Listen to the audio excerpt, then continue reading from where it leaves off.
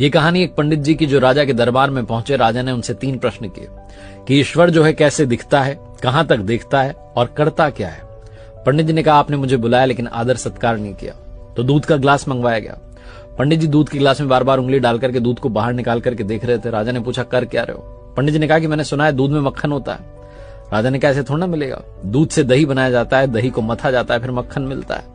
पंडित जी ने कहा ईश्वर भी ऐसे थोड़ा ना दिखेगा, आत्मा को पवित्र करना होगा, नियम से, ध्यान से, अभ्यास से, तब परमात्मा दिखाई देगा। राजा बड़ा प्रसन्न हुआ जवाब से। उसने कहा दूसरे प्रश्न का जवाब दीजिए। पंडित जी ने कहा कि मोमबत्ती मंगाई। एक मोमबत्ती मंगाई गई, उसको जलाया गया। पंडित जी ने पूछा बताइए कहां तक रोशनी जा रही है। राजा ने कहा कि हर तरफ जा रही है, चारों तरफ।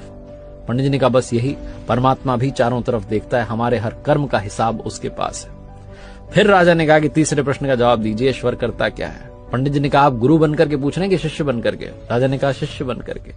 तो पंडित जी ने कहा क्या